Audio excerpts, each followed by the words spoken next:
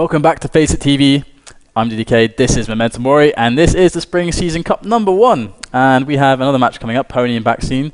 And just want to apologize for those technical issues. We just had to restart Exploit as we were having a few sound-related issues. But it should all be fixed now.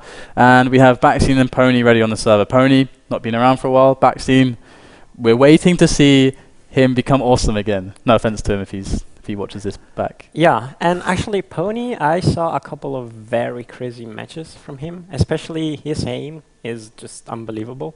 So in terms of BAKSTEEN, if BAKSTEEN can kind of maintain a good level of aim and just hit his shot, especially with rain in this map, you can do a lot. It could be a very even fight in a sense. I'm just a bit worried that somehow the aim of BAKSTEEN doesn't catch up with the level of p0ni. And then, this is a map. This is a very interesting map in terms of the layout it has, because you can force this is what my friends told me, that you can force a lot of different fights. If you want, you can stay in the middle and somehow play the rocket angles. You can use the rail, of course, and then you can engage in LG battles. So in a sense, you can try to play it sneaky and everything, but the map is very fast. Like, the output of the damage that you do compared to the input of items that arrive, it makes it so that you do a lot of There's a lot of frags. Yeah, there we go. That was the point. So I don't know if you can really play it slow too much. I mean, I'm just very curious because we have BAKSTEEN that is getting ready. I'm just very curious because it can be a very intense and it can be like a frag fest in a sense. BAKSTEEN has in the past played incredible games here as well. I've never seen p0ni play this map, and in fact p0ni again, he's been away for quite a while. Let's see how his shape is, and let's see if BAKSTEEN is going to bring anything of his former self back to these games here as we get underway with p0ni here. Gets the mega. Oh, okay, not quite. Doesn't quite get the mega. There we no. There we go. Finally, after 13 seconds, he will take it. I wonder if BAKSTEEN heard when it was taken. This could play. But to the potential advantage he of might not have heard it, but actually he saw him going back because he was landing this. He was trying to land this rail, and wow! Oh, perfect! You have taken almost perfect OG there from p0ni. Yeah, this is the thing with p0ni. He aims like incredibly, and if you're not prepared for that, you can just you're done. Yeah.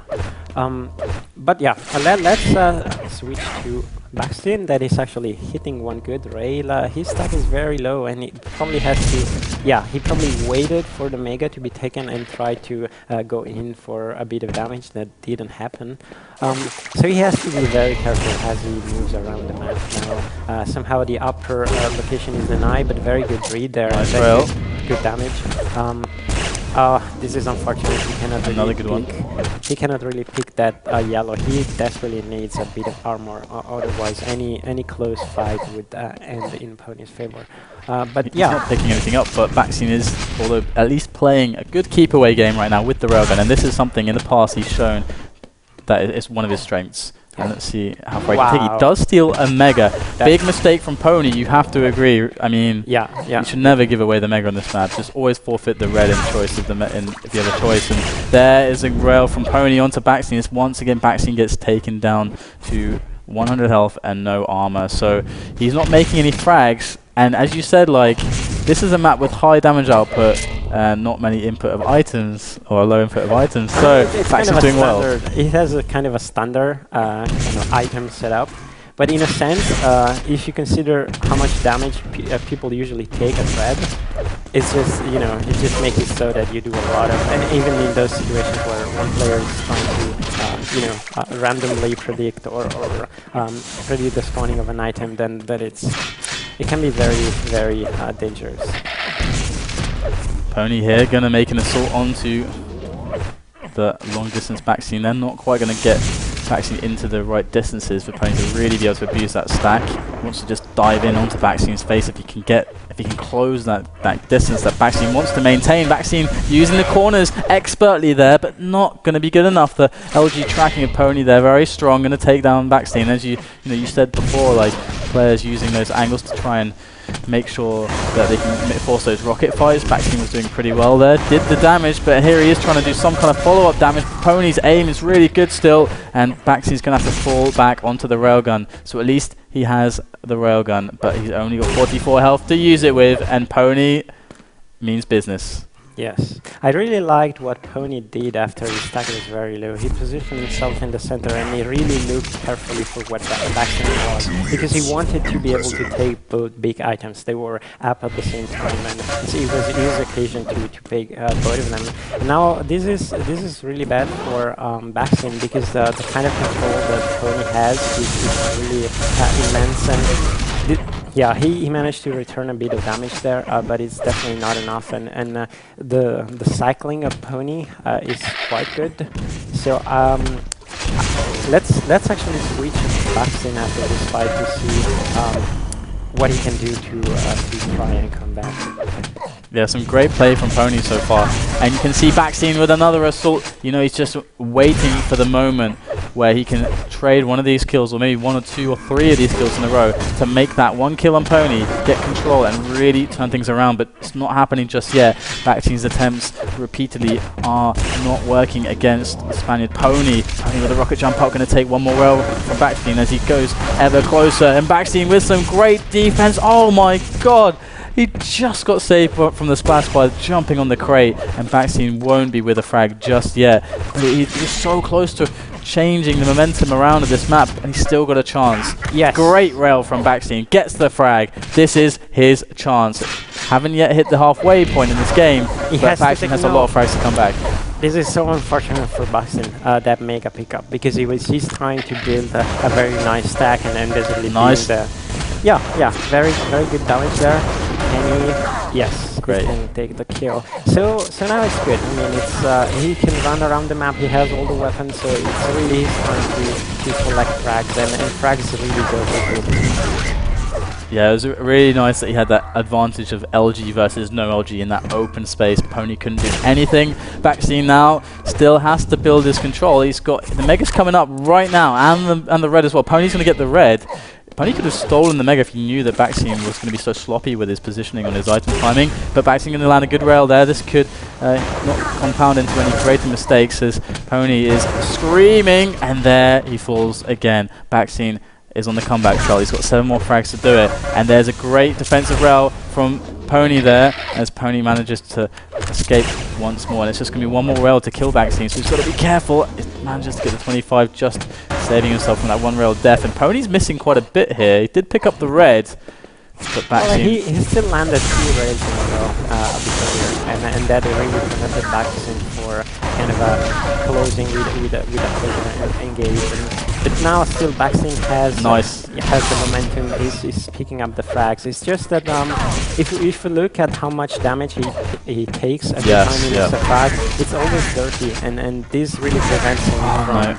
Yeah, and basically this is what p0ni was waiting for, just a situation where with the weapon out, he do enough damage. And you know, like, I think that could have been a key moment there for BAKSTEEN, but he does manage to return a frag here. But before, when we talked about being sloppy on that mega time, he gave, p0ni took the red. But because he's so sloppy around that positioning, he had no ability to pressure that red, and p0ni managed to get away with the full red and took BAKSTEEN to an extremely close fight, really slowing down BAKSTEEN's momentum. Luckily for BAKSTEEN though, he's managing to pull things back, but this plasma is just incredible, and that's going to slow down BAKSTEEN again now, and he can't be slowed down. He needs to keep clean momentum, clean pickups all the way through, and it's just not happening so far. Great rails from BAKSTEEN. Wow. One and then a second. Yeah, this is exactly the kind of thing I want to see from BAKSTEEN, because he's a very smart dueler. He makes very interesting decisions, and then we always see kind of the aim to be a bit of the problematic side sometimes against a very strong opponent. But then he has this ability of really hitting this crazy rail of just having a perfect read of the opponent. But again, he finds himself in this very nasty situations where the stack is just not big enough. p0ni is really doing a lot of damage. Yeah. It's really your prediction. I mean, this is a map where that damage output is important. p0ni is the guy that was hitting really well. It's kind of, if you play the standard game off of those facts, it's going to be looking like this, as BAKSTEEN I mean, I do feel like his positioning in a couple spots was a little off, and that hurt him. But definitely p0ni is proving that so far he's the stronger player. But 6 frags in 2 minutes on this map is totally possible. Let's see if BAKSTEEN has anything to do it with. And there is 1 kill, but he's got 17 points of health. Yeah. How is he going to make this happen? Yeah, and it's also a bit frustrating if you look at it from the BAKSTEEN perspective, because he makes a good read, lands a good rail, and then what p0ni does is just making a flick, 180 degrees and hit a crazy rail, and basically, nullify the work that BAKSTEEN did. Yeah, finally he picks the frag. He's probably doing a lot of damage now. He should lift for Mega. I don't know why he's so slow. I mean, if he dies that would be horrible, but that's not gonna happen, luckily. So p0ni delaying the spawn a bit too much. I was believing he would spawn at the rail, but this didn't happen. So it's kind of hard now for BAKSTEEN to stay center map and read the opponent. He wants to make sure that he can land one rail and then move back to one of the major items.